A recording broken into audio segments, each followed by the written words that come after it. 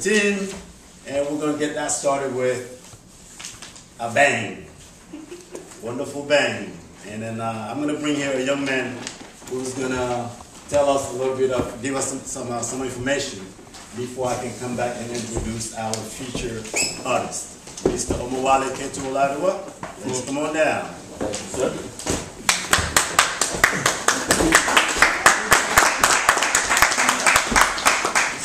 Peace and blessings to each and every one of you and each and every one of the families that are represented here.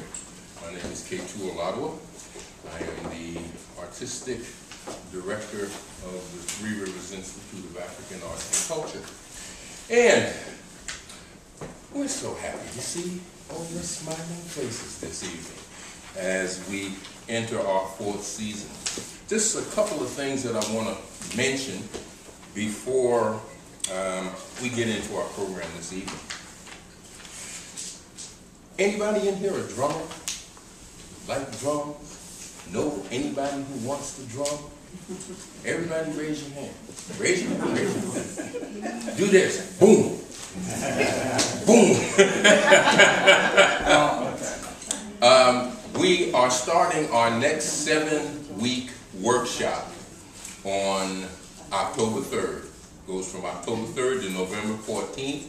It's Wednesday evenings from 6 to 7:30. Anyone 18 or over is welcome to come. For those who are younger than 18, we have an ongoing series of workshops on Saturday mornings from 11 to 12:30. And for the little people, from 10 to 10:30. So if you know young people who are interested in music, if they're running around the house banging on things, bring them here. We can help them out, help you out too. Second, there's a survey that was on your chair. After the presentation this evening, we would really appreciate it if you would fill it out and let us know what you thought and what you would like to see. That's true. Third, that young man sitting over there in the corner, his name is Emmanuel Ortiz. He is one of our outstanding poets in this community and activists in this community. Emmanuel has been working with the TRIAAC for about 2 years now, and sorry to say we're going to be losing him. We're losing him to the city of Minneapolis. He's going back to where he came from before he left here the first time. He's leaving by the 1st of October, and on the 27th of November, back up, 27th of September, which is this coming Thursday, we're throwing a going away cafe for Emmanuel. So all you poets and activists and community organizers and teachers and come on out and support this young man. He's an incredible person. He has given so much to this community, and we need to help him get to Minneapolis. It's not just a farewell, oh, see you, Manuel. We need to bring some money, because Manuel needs some money to get there.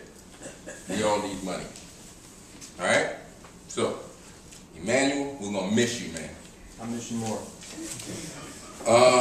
On Tuesday night at the Bean, and I think this right, and anybody who's been there, please correct me if I'm wrong.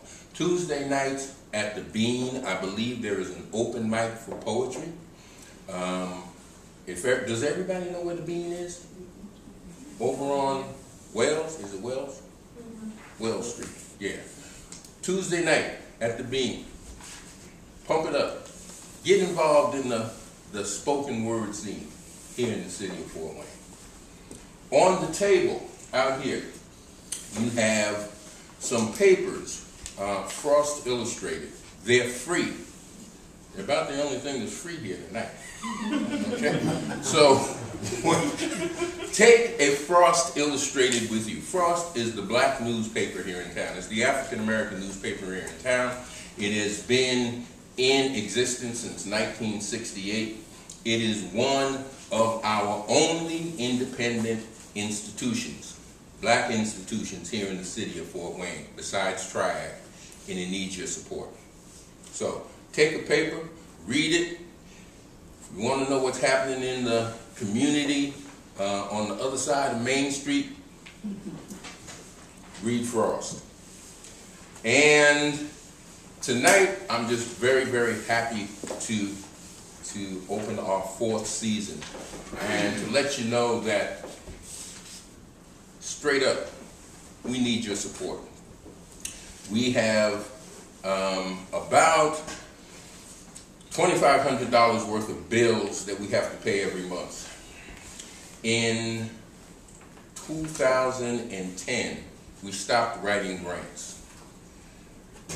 The artistic director at the time went crazy and stopped writing grants. He said, if the community wants this institution to be here, then the community will support it. For the last 2.5 years, the community has done just that. We really appreciate it, but we want to step it up. We want to step up our game. So we're asking people to give us a direct deposit. It may be only $5 a month, whatever you can afford, to support this institution that supports artists and artistic development from an African-centered perspective here in the city of Fort Wayne. Without further ado, I give you my colleague, FeyFey Moussou. Thank you, Mr. Oladuwa. Thank you very much. Mr. Oladuwa has been very dedicated to this place, very dedicated to the promotion of art, especially when it comes to young people. Very, very, very dedicated to the point that he sometimes sleeps under bridges. I invited him over to come to my house, but he said, hey, if it's what it takes, I'll do it. I said, well, hey, I won't visit you under your bridge, though.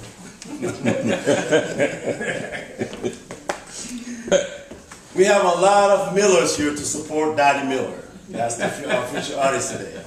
Now, it doesn't matter the color of your skin, whether you're a black Miller, blue Miller, white Miller, whatever color you belong to, it's all the same family. And I understand we do have Miller that goes to the same church, the Miller worshiping together. So that makes them a family.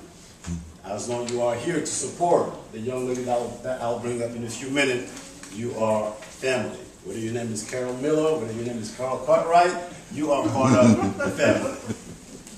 So without any further ado, let me say a little bit about that wonderful lady that I'm going to bring over. Her name, of course, is Dodie Miller, and she's from Fort Wayne, the greatest city in the Midwest.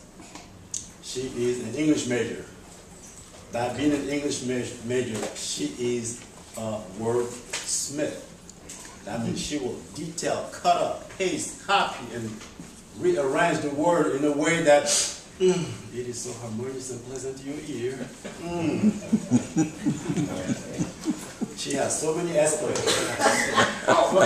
Somebody hold it, please. She has so many degrees that I cannot name them all. And if I chop them up, Miss Miller, you forgive me. MFA, I didn't know what I was. Yeah, I stand for something in art. She's an artist. She's got an MA in English, a BA in English. She got it all in English. An award in English. She writes in English. Girl, you in English. Yes. And she's a poet. When she stands before you and starts speaking, you will understand the depth of her word. We'll do this in 2 parts. The first part will be spoken word by Ms. Dodie Miller. We'll take a little break. We do have some refreshment outside, wine, beer, water, pop, cookies, brownies, and I've heard they were made from organic eggs. I'm from Africa. Organic is something we do every day until I came to Kroger and they were no more organic. It became something else. So it's there for your for your delight. Of course, it will require a little payment out of your pocket. The frost is free. Take as much as you want. Take it to your church, take it home. And then the second part will be, again, Dodie will give us a chance to breathe after that wonderful reading. And the third part of the presentation will be an open mic, meaning anybody that want to come up and say something and sing and speak is welcome. And we have a signing sheet out there, and I can see some young people being interested in being part of the open mic. We already have 2-3 people signed up, so get ready. Housekeeping before we get started. See those electronic devices, electronic handcuff? That sometimes call us when we don't need it. If somebody called you tonight, do not answer. But chances are the problem they're calling you for will be there when you get back. So put your phone on vibrate or put it on silence.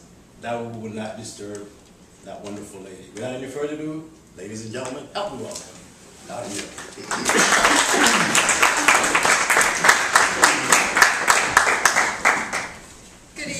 Hopefully I can live up to my introduction. My name is Dodie Miller. I'm actually going to read a variety of things. I tend to write in a number of genres. It's kind of whatever occurs to me. Bits of narratives just kind of come, or a line that ends up being part of a poem, and that's how it works. So I do want to kind of warn people, and maybe it's bad to warn people before you attempt to entertain them, but I do write about things that are kind of realistic, edgy, slightly gritty. So if you know me from church, or you're related to me but you don't really spend a lot of time with me, you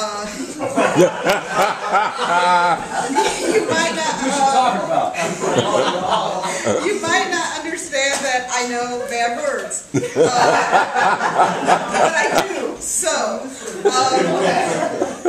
but you have to understand that the bad words are not included to be gratuitous or whatever, because technically, as a grammatical unit, I don't think highly of them. But some of my characters have a need to say them, so they are present.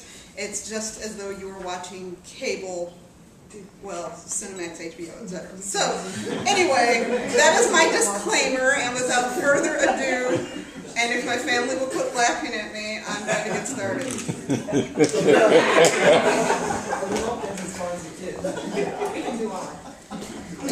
Open mic is after. All right. Okay, I'm going to begin with 2 pieces of creative nonfiction. I've actually read one of these at an open mic, so I will start with that one. It's called Almost. Before the crack epidemic reduced all inner city neighborhoods to stereotypes